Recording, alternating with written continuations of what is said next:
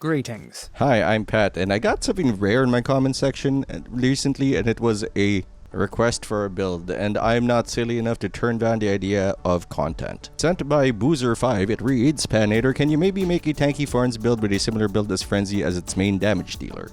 And maybe charge, kick, steal, grasp without any uber uniques. I'm a casual favor player and don't have the time to farm all the uber uniques, but I'm really enjoying your builds. Thank you very much. I really did a lot of testing on this Thorns tanky build, and it is very tanky and it is very thorny, but I did try to make it work with, say, Razorplate, which is god awful. Give it some stats, please. I don't even care they're throwaway stats. Give it something. Thorns here is a support stat. Think of it as a way to thin out the chaff. If it dies to Thorns or gets hurt badly by Thorns, it is not worth your time. You may as well look at something else or kick something bigger to blow those guys up.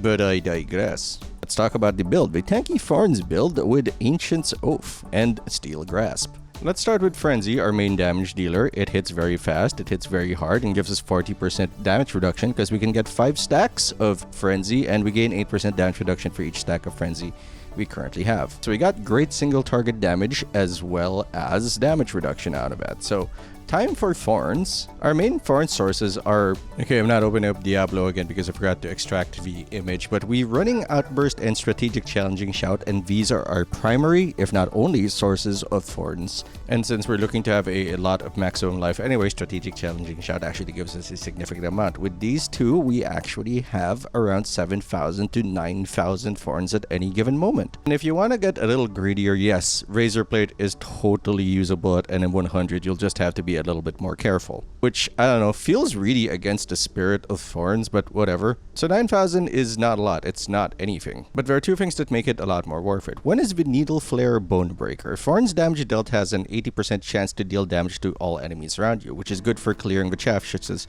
tiny spiders, which we do have a bit of a problem with since they give us a lot of poison, as you can see there, as well as jagged spikes, which gives us Thorns a 10% chance to deal 300% damage. And, oh, I guess chill enemies for 8%. Why is that there? Now 10% doesn't seem like a lot, but we are going to get hit a lot, especially when we're bearing down on one big target and whacking away at them, which is usually what you want to do anyway. This dovetails nicely into two new things that we're bringing into the build. Good old Ancient's Oath and Steel Grasp. Ancient's Oath is nice. It has bonus vulnerable damage, damage to close enemies, damage while berserking, and 9 ranks of Steel Grasp, which when you level up Steel Grasp, it just lowers its cooldown, so that's pretty good actually, because this build relies on Steel Grasp a lot. It also launches 2 additional change, which looks absolutely awesome, and more importantly, enemies hit by Steel Grasp take 50% increased damage from you for 30 seconds. That includes Thorns. And yes, as I'm making the video, I'm getting an absurd dream of bringing Razorplate to a high abattoir of Zur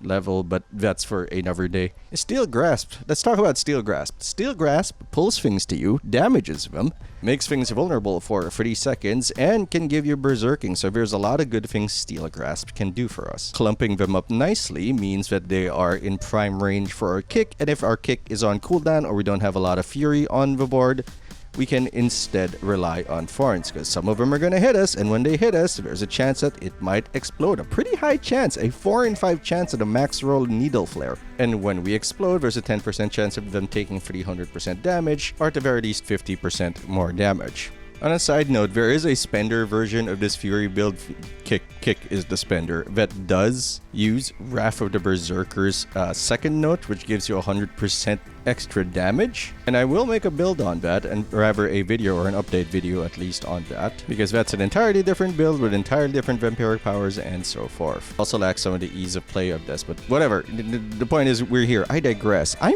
can't hear out of one ear. It's really throwing me off. The point is, that's the build. It's pretty tough. It's pretty strong. It's got good stagger potential. It's got great damage. If there is a weakness to the build, I think it is that it does not excel particularly well at any single given thing. Like, do you want to farm? Whirlwind's probably faster. Do you want to delete things? Hota's probably better. And by probably, I mean the developers are leaving Hota as is, and overpower, I mean in the game, to see how far you can get in abattoir with broken stuff. I think that basically covers it. If I didn't cover anything, or if you have any questions, leave them in the comments below. We're going to start discussing gear, aspects, skills, and paragons, and the like. And if you already know everything about the build and just want to see what I put on the thing, click the link in the description below. It will lead you to a Maxroll page with the build. Not affiliated with Maxroll. I feel the need to stress that. Now let's get started with the gear.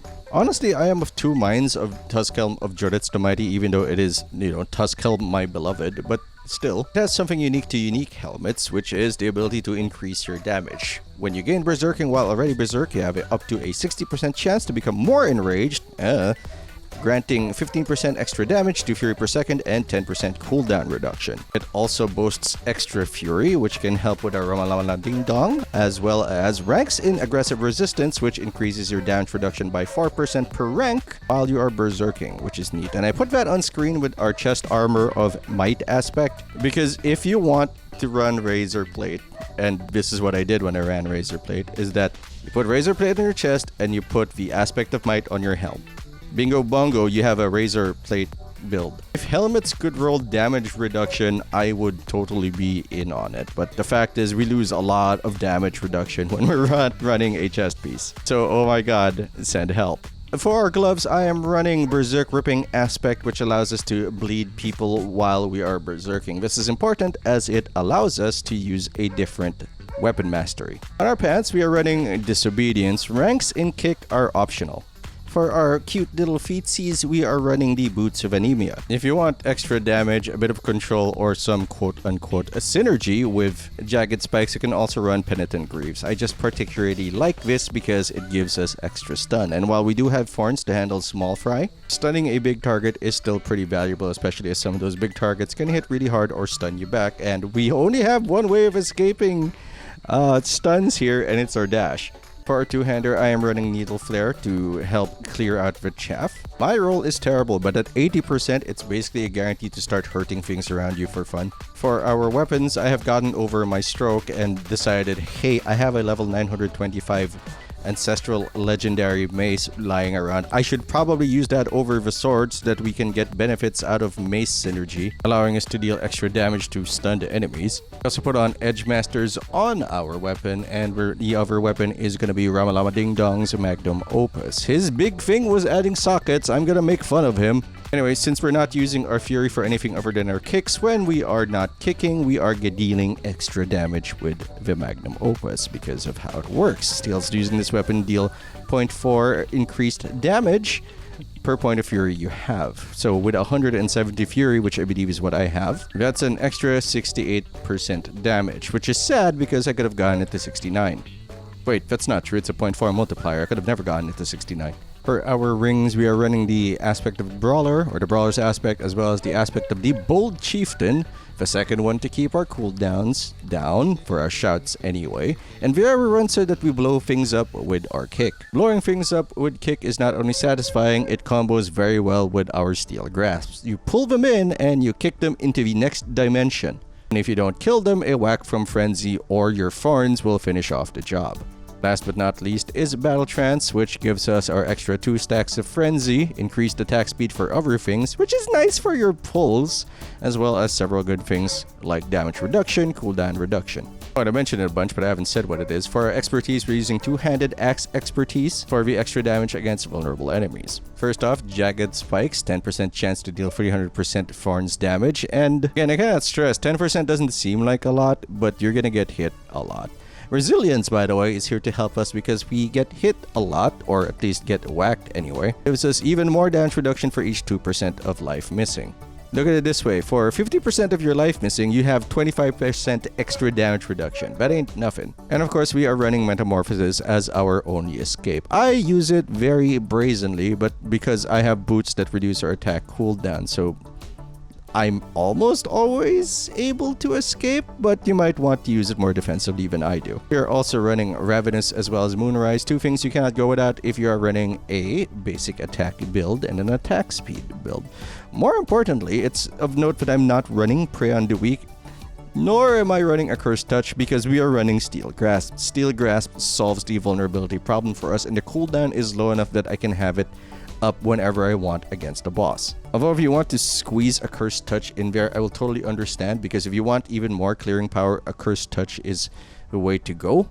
It does base its accursed souls damage, or whatever, the souls you throw out of your body that look like the necromancer souls. That damage is based on your weapons, or at least probably the weapons you have equipped. And unlike a source and wand, it doesn't combine into one number, it's two numbers. So it's gonna read your, I don't know, right hand, left hand. The point is, it's enough to clear the chaff. Or at the very least, set them up for a nice kick. Okay, time to talk about skills and Paragons. I don't know why I said it that way. Take it away, past Pat. Alright, let's get started. Oh, Frenzy. Frenzy, maxing out Frenzy, of course, with Enhanced Frenzy as well as Combat Frenzy, which with 5 stacks is 40% damage reduction. I believe it's 5 stacks. Let's check it out. Yes, 5 stacks is absolutely absurd, and what we're going with, that's 40% damage reduction. We can work a lot of magic with that, totally ignoring the core skills. And we're just going to go ahead and max out Imposing Presence as well as Martial Vigor for more defense. We're going with the free shouts, but since this is a Thorns build, we're also adding Strategic Challenging Shout, which increases our Thorns, equal to 30% of our maximum life, which is not nothing, as well as Outburst, which gives us 159 Thorns for each 796 bonus maximum life you have. That's such a weird number, but I'm going to take it. That alone is usually more than enough to start hurting things around you, even without the random Vampiric Power procs. We're, of course, keeping the kick from our original build and running 3 ranks of Raid Leader aside from, as opposed to the 2 that we ran before, because we don't really have a lot of health sustain, and by not having a lot of health sustain, I mean we don't have any at all. So we want this. 3% times 3 is 9% of your life, almost 10%. And currently, let's check it out. How much life do I have? That's like 1,300-ish, 1,200-ish life per second, which is not nothing. It can help you maintain your life against, say, nonsense. Nonsense such as poison or most dots. Aggressive resistance is buffed up by our beloved Tusculum of Joritz. Anyway, to give us 24% damage reduction, 6, 12, 18, 24. So that's 4%. That should be at 28% if you got a better Joritz roll than mine, and it's not very difficult to get a better Joritz roll than mine. But he ranks into Pit Fighter. This is just 1 rank. We have a bonus of 9 from our Ancient's Oath, which is great because it reduces its cooldown. And of course, this is one of our primary vulnerable givers, as well as our Berserk activators. Good stuff. We have counter-offensive with extra damage while we're fortified, as well as fixed skin, but fixed skin is just mandatory. Pretty ranks and duelist for the extra attack speed. It's not a lot, and if you want to move that somewhere else, I can understand, but it's good to get the frenzy started, I believe. It stacks. 9% is kind of hard to see, and this doesn't show up on the sheet, so it's very confusing. 3 ranks of wild for the extra damage and why we're using a mace. Concussion, 1 rank. 10% chance to stun enemy for 3 seconds is not bad, and it's just another way to roll another stun and a good way to try to stagger bosses, although you probably will kill them before that happens. As a side note, I guess you could do this. Certainly an option. And unconstrained for the increased duration of berserking and increased damage. Okay, yes, I am using the thing at max roll to do this because I think it's easier to show off like ideal situations for Paragon notes and so forth using it because they're cheaper and I'm running out of gold in my character, believe it or not. We're of course running the usual suspects such as Ire to increase damage while berserking, stacking with this wonderful fellow over here, Blood Rage. 78%, Jesus, that's kind of wild. Anyway, as well as the bonus damage reduction. We're trying to max out what it can do so everything here is jacked up and good to go. Also put in the exploit socket in the exploit glyph in the flawless technique socket. I have been juggling it, and you know what? The vulnerable damage isn't the one that's most important to me. It's the damage to close enemies, because It's 9.9% versus 7.9%. I feel like we're getting way more value out of this one, and they're both dex based anyway, so I put that there. Anyway, I digress. We're also taking Flawless Technique, of course, because it's a multiplier for our critical strike chance of 8%. That doesn't seem like a lot, but we need it.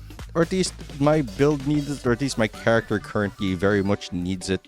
Because one, we're not hitting 100% crit chance on this, and two, my rolls kind of suck. Anyway.